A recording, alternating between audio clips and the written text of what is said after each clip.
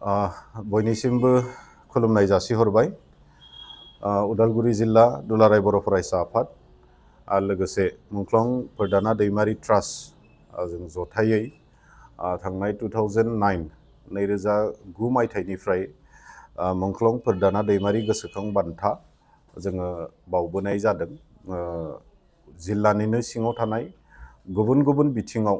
बर' हारिखौ जौगाहोनो नाजाबोनाय व्यक्तिफोरखौ जोङो बे बान्थाजों जों मान बावनाय बा बरायनाय जाबोदों। दा थिग बे लेखायैनो देग्लाय 2026 मायथाइ जोंनि जि बोसोरारि बा जोंनि जि थान्दै जखनथाइ 51थि थान्दै जखनथायावहाय जोङो 17थि मुंख्लं फोरदाना दैमारि गोसोखां बान्था बेखौ जोङो बावनो थाखाय जोङो लाहार फाहार खालामनाय जादों। इतिमयधे जोङो जिल्ला आफादा थांनाय जोंनि एग्जिकिउटिभ मेलनि गेजेरजों जोङो जुरि मेम्बार जोङो दाना होनाय जादोंमोन। बेवहाय जोंहा मुंख्लं फोरदाना दैमारि ट्रास्टनि आफादगिरि आरो नेहाथारि बिथांमोनखौ लाफानानै जोंनि जिल्ला आफादनि बोसोनगिरि रमेय कुमार बसुमतारी, लोगो आफादगिरि बिकास बड'सा, सासे जोंनि बुंथिगिरि रहित बसुमतारी, बिथांमोननि बे जुरि मेम्बारा जोंनियाव माखासे नमिनिसफोर दखर आफादफोरनिफ्राय बिहरनाय जादोंमोन आरो बिनि गेजेरजों आरो जोङो मोनसे थिरां खालामखानाय जादोंमोन जे बे बोसोराव जोङो हारिमु आयदायाव जोङो बे बान्थाखौ बावनो थाखाय बे एग्जिकिउटिभनि गेजेरजोंनो जों थिग खालामखानानै जुरि मेम्बार बिथांमोननो जोङो खामानि मावनो थाखाय जोङो बिथांमोनखौ होनाय जादोंमोन। थिग बे लेखायै गोबांथार नमिनि हिसाबै जोंनि गेजेराव फैदों आरो बिनिनो मादाव जोङो फाइनालि मोनसे कनक्रिट जोङो डिसिसनाव जों फैनो हादों आरो माखासे बिथिंखौ जों नायजोबनानै जोङो डिसिसन मोनसे थिग खालामनो हादों। जोंनि जुरि मेम्बार आरो लोगोसे जिल्ला आफाद फोरदाना दैमारि ट्रास्ट जथायै जे मुस्रि जुगेन चन्द्र बसुमतारी, रंसारि साबिराम बसुमतारी बिफा आरो बिमा रंसारि सोमले बसुमतारी, जाय गामि भगदल अरां उदालगुरिनि बिथांनो देग्लाय बोसोरनि बे 17थि मुंख्लं फोरदाना दैमारि गोसोखां बान्थाखौ जों बावहरनो थाखाय थिग खालामनाय जादों। जोङो बिथांनिफ्राय माखासे मानि बाय'डाटा जोङो चेक खालामनाय जादों, नायनाय जादों। फारियै आं एसे फोरमायनो नंगोन नोंथांमोननो जे बिथाङा 1996आवनो बेचेलर अफ मिउजिक बियो भकेल आयदायाव बिथाङा कमप्लिट खालामदों। बिनि उनाव 2013आवहाय गिटाराव बिथाङा बेचेलर अफ मिउजिक बेखौ बे डिग्रिखौ बिथाङा हासिल खालामनो हादों। बिनि उनाव 2019आव ताब्ला आयदायाव बिथाङा मास्टार अफ मिउजिक बे हासिल खालामनो हादों। आरो जोङो बिथांनि बाय'डाटानिफ्राय जों मोननो हादों जे बिथाङा खाम, सिफुं, सेरजा आरो गुबुन गुबुन बर' हारिनि जिखिनि दामजुफोर दङ बिनि बिथाङा एक्सपार्ट हिसाबै दाबो खामानि मावबाय थानाय जादों। आरो लोगोसेनो बिथाङा दासिमबो जमुना मिउजिक स्कुल बाथासिपुरनि प्रिन्सिपाल हिसाबै खामानि मावनानै दङ। लोगोसे गेस्ट टिचार हिसाबै बिथाङा फोरोंनाय जायो माजबातनि आदर्श बिद्यालयाव। फोरोंगिरि हिसाबै बिथाङा दङ दायो अस्ताद कामिनी कुमार नार्जारी मिउजिक स्कुल ब्रह्म आश्रम बाथासिपुर। आरो लोगोसे फोरोंगिरि हिसाबै बिथाङा खामानि मावगासिनो दङ आयान संगीत महाबिद्यालया नोलोबारि, बेवहाय बिथाङा खामानि मावबाय थादों। आरो बिथांनि ससियेल बिथिंखौबो जों एसे नायनाय जादों। गुबुन गुबुन आफादफोराव बिथाङा लोगोसे थाफानानै खामानि मावनाय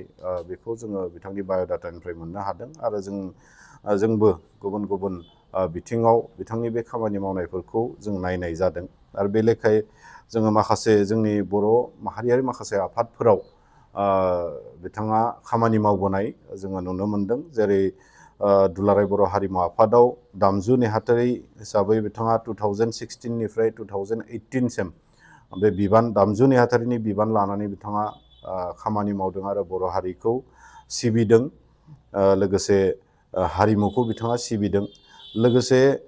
2002 निफ्राय 2004 सिम अरां आन्चलिक कमिटि दुलाराय बर' फरायसा आफादनि गाहाय नेहाथारि बिबानबो लानानै बिथाङा बर' हारिखौ सिबिनाय जोङो मोननो हादों। दा जोङो खोब माने गोग्गानाय मोनदों बिथां बायदि सासे गेदेमा हारि सिबियारि आरो हारिमुखौ माने मोनसे मिरु जिरु अबस्थानिफ्राय बोखांनो नाजानाय हास्थायबोनाय सासे बेक्ति हिसाबै जोङो दिनै जोंनिनो जिल्लानि सिङाव जों मोननो हादों आरो बिथांनो जोङो बे मुंख्लं फोरदाना दैमारि गोसोखां जि बान्था बेखौ जों कनफार खालामनो मोननानै बिथांखौ बेनि गेजेरजों जों मान बावनो जे मोनगोन दा बेखौ मोननानै जों खोब गोजोननाय मोनदों आरो जोङो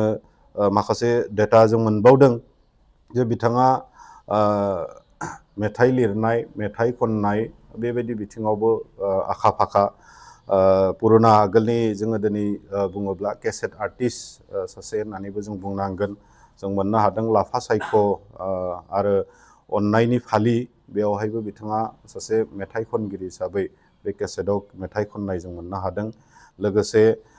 दानि मुगा बे मिउजिक भिडिअ एलबामाव बिथाङा सासे महरगिरि हिसाबैबो एक्टर हिसाबै खामानि मावनाय जों मोननो हादों गतिके दुलाराय बर' फरायसा आफाद उदालगुरि जिल्ला लोगोसे मुंख्लं फोरदाना दैमारि ट्रास्टनि फारसेनिफ्राय जोङो गेदेमा जुगेन चन्द्र बसुमतारी सारखौ जोङो खोब साबायखर बावगोन दिनै बिथांनि मुंखौ जों फोसावनायजों लोगोसे जे बिथाङा जि बर' हारिनि जि मोनसे दामनाय देनाय बर' हारिनि जि मोनसे हारिमु बे हारिमुखौ अहरहब्लाबो फोथांना लाखिनायाव गोलाव सम बिथाङा खामानि मावबोदों आरो जथेस्थ'खिनि बिहोमा मोनसे होदों बिनि थाखाय जों साबायखर बावगोन आरो लोगोसे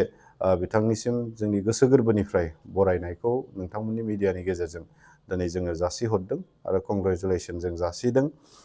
दुलाराय बर' फरायसा आफाद उदालगुरि जिल्लाया थांनाय 27 जानुवारियावहाय जोंनि डेलिगेटखौ जोङो जागायदों आरो बिनि थाखायनो जों जागायनांगौ जादों जिहेथु मिरु दुलाराय बर' फरायसा आफादनि थान्दै जख'न्थाया 58थि थान्दै जख'न्थायाखौ उदालगुरियावनो खुंगोन दा बिनि थाखाय माखासे इभेन्ट्सफोरखौ जों एसे सिगांग्रो लाग्रोनाय जादोंमोन आरो बिनिनो जोंनि 51थि थान्दै जख'न्थाय उदालगुरि जिल्ला दुलाराय बर' फरायसा आफादनि बियो 5 फेब्रुवारि 2026 मायथाइयाव जागोन बे टंलानि सोलोंथाइ फोथारावनो फुंबिलिनि समावनो डेलिगेट सिटिंनि गेजेरजों जोंनि जिथु 51थि थान्दै जख'न्थाय बेखौ जोङो खुंफुंनो थाखाय थिग खालामनाय जादों आरो बे डेलिगेट जिथु सिटिं जोङो जि थान्दै मेल बे थान्दै मेलनि गेजेरजोंनो गेदेमा मिउजिशियान बा हारिमु अनफावरि गेदेमा जुगेन चन्द्र बसुमतारी बिथांनोबो जोंनि बे 17थि मुंख्लं फोरदाना दैमारि गोसोखां बान्थाखौ जों बावहरनाय जागोन दा बे समाव आं खावलायगोन बिथाङा जाहाथे जोंनि बे जि अननाय जोंनि जि मोनसे मान बावनाय बेखौ गोसो गोथारै नाजावगोन आरो फैबाय थानाय समाव बिथाङा हारिखौ सिबिनायाव हारिमुखौ सिबिनायाव जाहाथे अरायसम आवगायलांबाय थायो जों बेखिनिखौनो मिजिंथिदों बे बान्थायाव मा थागोन बे बान्थायाव जोङो सरासनस्रायै जोङो केश एवार्ड 20,000 केश एवार्ड जों होनाय जायो ममेन्ट' जों होनाय जायो आरो बेजों लोगोसे